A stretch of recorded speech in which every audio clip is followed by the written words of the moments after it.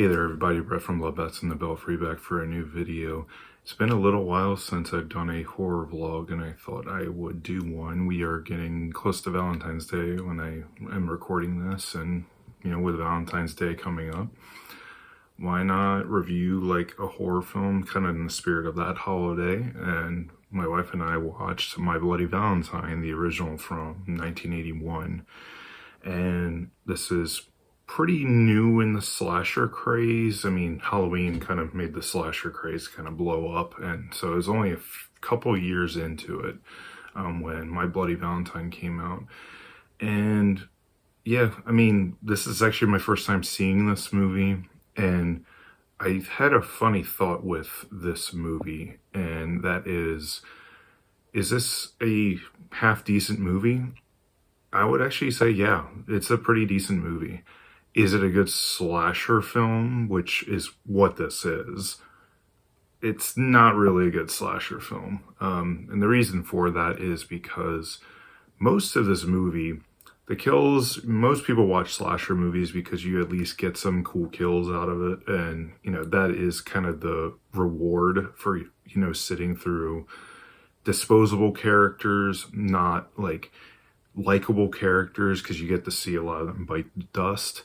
But with this movie, the redeeming quality I would say about My Bloody Valentine from 1981 is that the characters are actually pretty well developed, I would say, for the most part. And with a lot of slasher movies, a lot of characters in slasher movies, like, you don't really remember their names. And there wasn't a ton of characters that I really remember their names, but there were a fair amount of characters that actually were pretty well developed. I would say, it kind of starts off like the typical slasher way where, not a lot of characters seem that likable, at least at first. They are kind of like being like typical young adults. My camera's slowly moving. Sorry about that. When you were first introduced to our group of characters, they're just kind of these young adults who are like coal miners. They just work in this coal mine. They work a very dirty job. They work a very hard job in this very small town. I think it's called Valentine Bluffs or something like that. And so not a lot goes on in this town. And there's this local legend of this guy named Harry who pretty much got buried underneath the coal mine. And it was like him and 5 other people, and he was the only one to survive. He pretty much like it showed in the beginning of the movie that he basically survived by like cannibalism almost. And once he was found, he spent a year in a mental institution, and then when he got out on Valentine's Day, he killed people or whatever. So now every Valentine's Day, everyone expects Harry to show up and like kill people. And so that is a very interesting premise for, definitely a slasher movie and such, but it is interesting about the whole Valentine's Day thing. And with this small town of Valentine Bluffs, I'm not doing my research here. I'm just going off the fly. So apologies if I'm wrong on this, but with the small town, I've never seen, it is the, like, decor-wise, it is the Christmas equivalent of Valentine's Day. It is like hearts everywhere. And I'm like, I don't think I've ever been to a place who had this much Valentine's Day stuff, like, all over the place. But it is the first time in like 20 years that the town is actually going to do this Valentine's Day dance. So everyone's pretty hyped on it.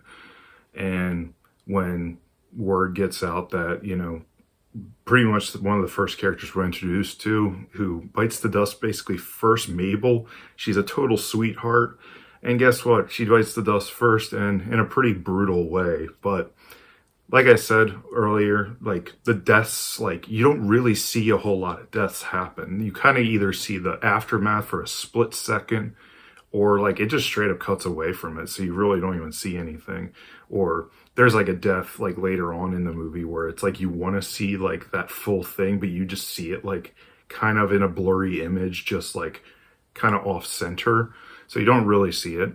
I'm starting to think maybe they had like a whole uncut version of this movie, but with, ratings in the 80s, and, for quite a long time, like a lot of stuff had to be cut. I know probably the most famous one was Friday the 13th Part 7, where like no one can find the original like uncut footage of like all the kills Jason did. And that's the main thing lacking from that movie, is the lack of being able to see the actual like killing part.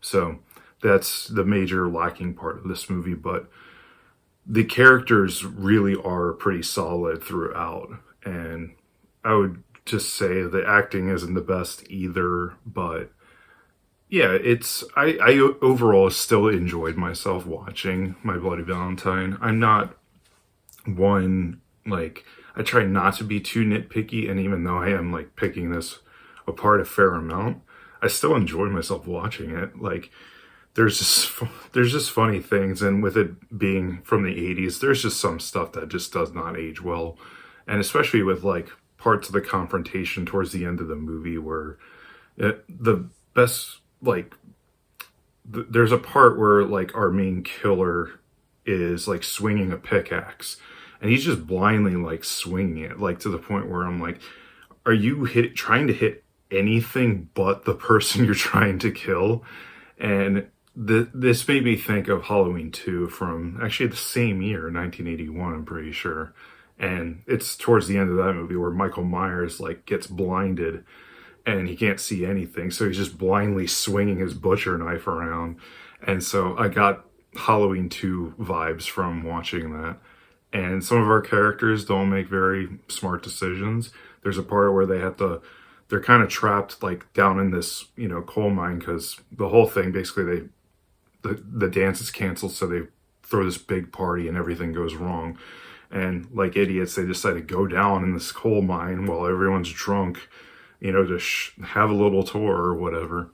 And so a lot of the characters end up getting stuck down there, and they can't really make their way back. So they have to climb this ladder for like ever. And so as they get towards the top, most of our remaining characters, they see like someone like tied around like a rope around their neck. And then right when they see him like fall, right when the rope like tugs, like the head of the person basically gets decapitated. So they just see this, decapitated body, fall all the way down. And what do they decide to do? They decide to go all the way back down there. And I'm like, you guys have a much shorter trip. Like, just keep climbing. Like, I mean, you have to get out of there at some point. But they decide to go all the way back down for, they try to find some alternative way out, which they kind of do, but I'm just like, you guys were right there. Like, and if you have to confront the person, you have to confront the killer, but it is pretty funny. Just some of the decisions, and I couldn't be too harsh on like some of the dumb decisions, because it is a lot of like the cliches of the slasher genre. And I'm like, really, the slasher craze is only 3 years old at this point when this came out. So, like, pump your brakes, Brad, on this one. You got to be a little more forgiving on it. But yeah, it's like the classic, like, let's split up, or like, no, let me check this. You go on ahead, even though like they're defenseless, and this person think like they have like no actual like plan. They're just like, oh, let's split up. I'm gonna look over here. It's like, what are you actually doing? Like, isn't the goal for everyone just to get out of there? Like, just stick together. But it's just funny just seeing all the cliches just kind of play out in front of your eyes. And yeah, I mean, this movie is well over 4 years old, so I am going to kind of spoil the twist, but it's like the twist is like Harry, the old killer of the legend you hear about, actually isn't like the actual killer. It's like a friend within like this work, these coal miners and like this work group. And yeah, it turns out like he's the actual killer. And yeah, I think it works. It's fine. But yeah, this whole thing, like a lot of this movie is based around like a love triangle between these two guys and this one girl. And like, I'm glad at one point even she's like, you both suck. Like, I'm just leave me alone. And I mean, that's not the case at the end, where it's like one of the guys, TJ, basically is like, all right, we're a thing, I guess. And like, we just have to survive here. But yeah, one of my favorite characters ended up biting the dust. But you know, he lasted a good bit. What was his name? Hollis? Yeah, Hollis was like probably the best character in the movie, but he did die towards the end. And yeah, he actually like was the best character, looking out for everybody. And I mean, he wasn't the smartest guy either, but he probably was the most charismatic and the most like charming. And a lot of this is centered around the police chief of the town and him like investigating stuff. And you know, our killer Harry Harry or Henry, I can't remember his name, likes to send out these little like Valentine's Day gifts and like, you know, these like chocolates, and it's like, oh, someone's heart, he decided to cut out somebody's heart. And yeah, so this is one of those movies where I actually like, of course they remade this in like 2009 or something like that, and I'm pretty sure there's no sequels. There's probably some sort of sequel or reboot that I'm sure is in the works or is planning on coming out. I'm sure it's a Blumhouse production on that. But yeah, this is one of those movies where I completely understand of why they remade it, because you had a lot that you could have improved upon. Now, granted, I have not seen the 2009 My Bloody Valentine, and you know, a lot, like 9 times out of 10, it tends to not be as good, but maybe I'm wrong on that. But yeah, this is one of those movies where, you know, your original, you had a lot there that had a lot of potential to be better, and it just, you know, wasn't. And remaking it actually is not a bad idea to me. And I was going to say, it's like been like, you know, I don't know, maybe 15 years since the remake, so I'm sure they're gonna do some sort of requel or reboot of this, because it's a solid premise, but the execution and everything isn't the best. But overall, it is a fun time. I would say maybe it is a little slow paced, at least maybe the first third of it. It does take a little bit to get going, but I did like our characters as we were going along in the story. And yeah, they started off not very likable, but they definitely got a lot better as the movie went on.